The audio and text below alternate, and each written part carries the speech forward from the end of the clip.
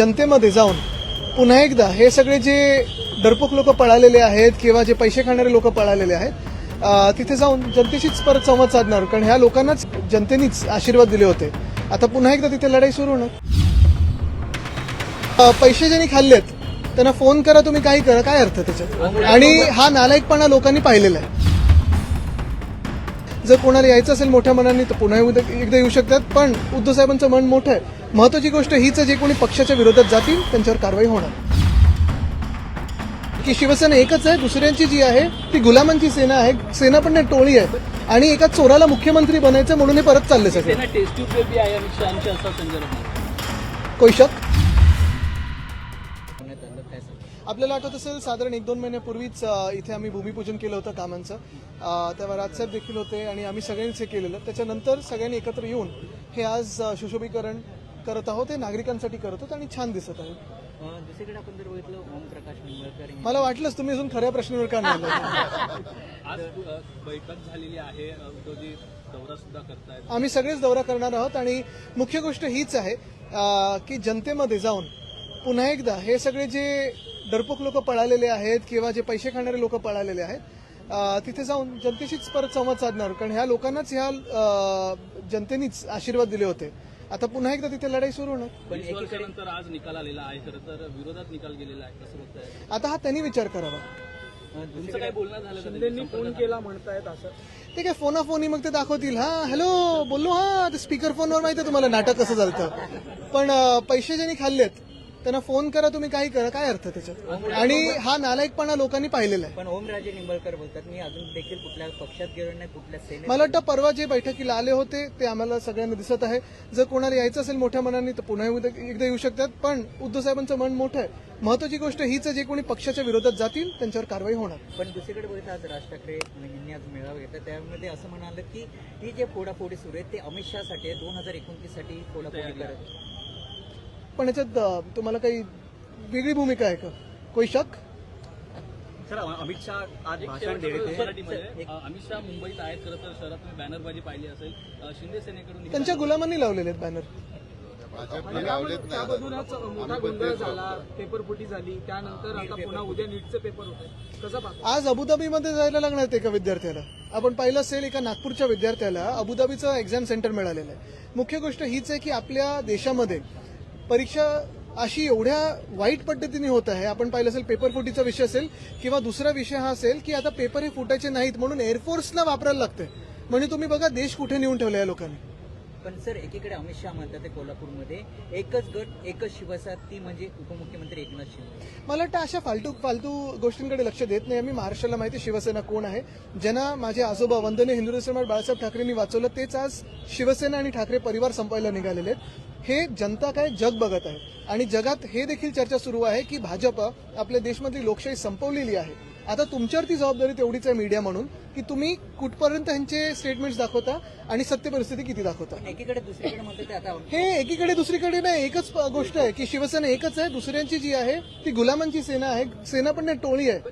आणि एका चोराला मुख्यमंत्री बनायचं म्हणून हे परत चालले सगळे. टेस्ट ट्यूब बेबी आहे अमित शहाची, असं संजय राऊत म्हणतात. कोई शक?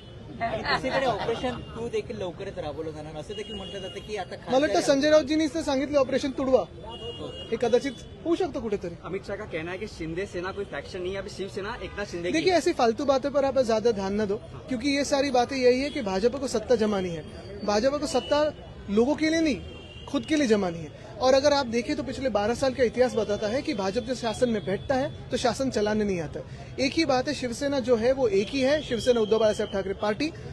जिस भाजपा को और इन सभी को मेरे दादाजी वंदनीय हिंदू सम्राट बाळासाहेब ठाकरे ने बढ़ाने की कोशिश की, तब बढ़ाने का मौका दिया, उसी शिवसेना को और उसी ठाकरे परिवार को यही भाजपा आज खत्म करना चाहती है. सारे लोग देख रहे हैं, जनता तो देख रही है.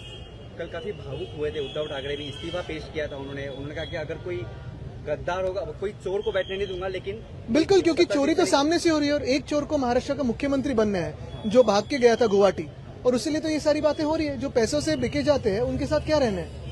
कल नीट की रीटेस्ट होने वाली है. आज नागपुर में एक इंसिडेंट आया, एस्पायरेंट का लोकेशन सेंटर अबू धाबी में देखा गया. बिल्कुल, और यही बात है उनकी वजह से यही बात है कि धर्मेंद्र प्रधान इस्तीफा क्यों नहीं दे रहे हैं. क्या इसके पीछे कारनामे चल रहे हैं, क्या इसके पीछे षड्यंत्र चल रहा है कि धर्मेंद्र प्रधान अभी भी जम के बैठे हुए हैं सीट पे।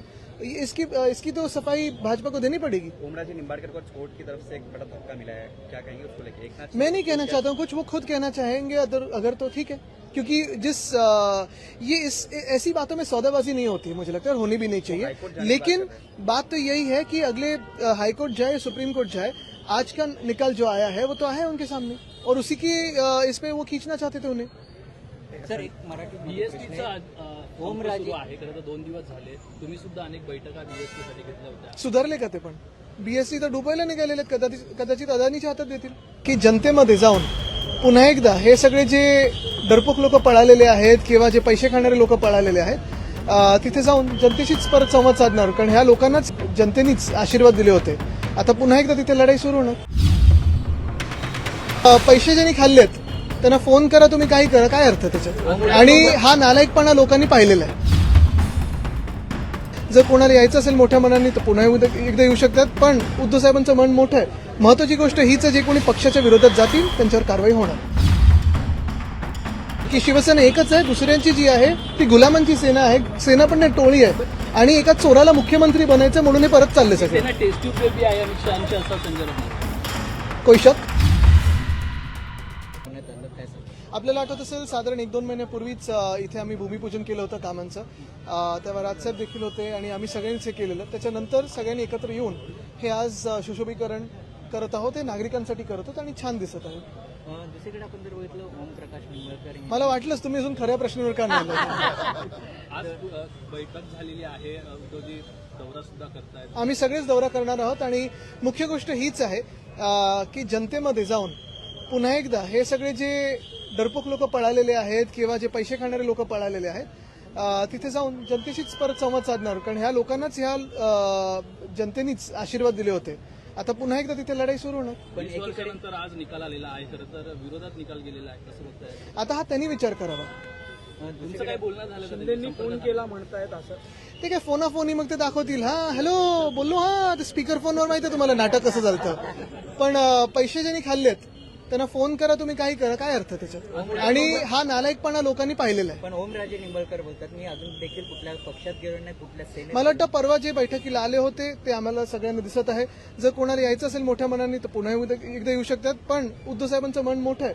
महत्वाची गोष्ट हीच आहे, जे कोणी पक्षाच्या विरोधात जातील त्यांच्यावर कारवाई होणार. पण दुसरीकडे बघितलं आज राज ठाकरे यांनी आज मेळावा घेतला, त्यामध्ये असं म्हणाले की ही जे फोडाफोडी सुरू आहेत ते अमित शहासाठी आहे, 2029 साठी फोडाफोडी करत.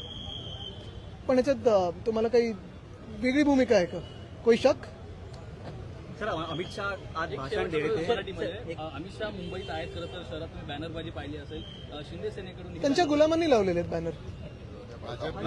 त्यामधूनच मोठा गोंधळ झाला, पेपरफुटी झाली, त्यानंतर आता पुन्हा उद्या नीटचे पेपर होते. कसं पाहता? आज अबुधाबीमध्ये जायला लागणार आहे एका विद्यार्थ्याला. आपण पाहिलं असेल एका नागपूरच्या विद्यार्थ्याला अबुधाबीचं एक्झाम सेंटर मिळालेलं आहे. मुख्य गोष्ट हीच आहे की आपल्या देशामध्ये परीक्षा अशी एवढ्या वाईट पद्धतीने होत आहे. आपण पाहिलं असेल पेपरफुटीचा विषय असेल किंवा दुसरा विषय हा असेल की आता पेपर हे फुटायचे नाहीत म्हणून एअरफोर्सला वापरायला लागतंय. म्हणजे तुम्ही बघा देश कुठे नेऊन ठेवला या लोकांनी.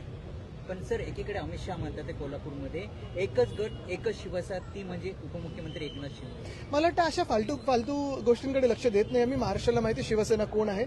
ज्यांना माझे आजोबा वंदनीय हिंदू सम्राट बाळासाहेब ठाकरेंनी वाचवलं तेच आज शिवसेना आणि ठाकरे परिवार संपवायला निघालेले आहेत. हे जनता काय जग बघत आहे आणि जगात हे देखील चर्चा सुरू आहे की भाजप आपल्या देशामधली लोकशाही संपवलेली आहे. आता तुमच्यावरती जबाबदारी तेवढीच आहे मीडिया म्हणून की तुम्ही कुठपर्यंत ह्यांचे स्टेटमेंट्स दाखवता आणि सत्य परिस्थिती किती दाखवता. एकीकडे दुसरीकडे म्हणतात ते आता हे एकीकडे दुसरीकडे नाही, एकच गोष्ट आहे की शिवसेना एकच आहे, दुसऱ्यांची जी आहे ती गुलामांची सेना आहे, सेना पण नाही टोळी आहे, आणि एका चोराला मुख्यमंत्री बनायचं म्हणून हे परत चालले सगळे. सेना टेस्ट ट्यूब पे भी आहे अमित शहाचे असा संजय राऊत. कोई शक? आणि दुसरीकडे ऑपरेशन तू देखील लवकरच राबवलं जाणार असं देखील म्हटलं जातं की आता मला वाटतं संजय राऊतजींनीच तर सांगितलं ऑपरेशन तुडवा. हे कदाचित होऊ शकतं कुठेतरी. अमित शाह का कहना है कि शिंदे सेना कोई फैक्शन नहीं है, अभी शिवसेना एकनाथ शिंदे की. देखिए ऐसी फालतू बातों पर आप ज्यादा ध्यान न दो, क्योंकि ये सारी बातें यही है कि भाजपा को सत्ता जमानी है. भाजपा को सत्ता लोगों के लिए नहीं, खुद के लिए जमानी है. और अगर आप देखें तो पिछले 12 साल का इतिहास बताता है कि भाजपा जब शासन में बैठता है तो शासन चलाने नहीं आता. एक ही बात है, शिवसेना जो है वो एक ही है, शिवसेना उद्धव बाळासाहेब ठाकरे पार्टी. जिस भाजपा को और इन सभी को मेरे दादाजी वंदनीय हिंदू सम्राट बाला साहब ठाकरे ने बढ़ाने की कोशिश की, तब बढ़ाने का मौका दिया, उसी शिवसेना को और उसी ठाकरे परिवार को यही भाजपा आज खत्म करना चाहती है। सारे लोग देख रहे हैं, जनता तो देख रही है। कल काफी भावुक हुए थे, उद्धव ठाकरे भी इस्तीफा पेश किया था उन्होंने कहा कि अगर कोई गद्दार होगा, कोई चोर को बैठने नहीं दूंगा, लेकिन बिल्कुल, क्योंकि चोरी तो सामने से हो रही है और एक चोर को महाराष्ट्र का मुख्यमंत्री बनना है जो भाग के गया था गुवाहाटी, और उसीलिए तो ये सारी बातें हो रही है। जो पैसों से बिके जाते हैं उनके साथ क्या रहना है। कल नीट की रीटेस्ट होने वाली है। आज नागपुर में एक इंसिडेंट आया, एस्पायरेंट का लोकेशन सेंटर अबू धाबी में देखा गया। बिल्कुल, और यही बात है, उनकी यही बात है कि धर्मेंद्र प्रधान इस्तीफा क्यों नहीं दे रहे हैं। क्या इसके पीछे कारनामे चल रहे हैं, क्या इसके पीछे षड्यंत्र चल रहा है कि धर्मेंद्र प्रधान अभी भी जम के बैठे हुए हैं सीट पे।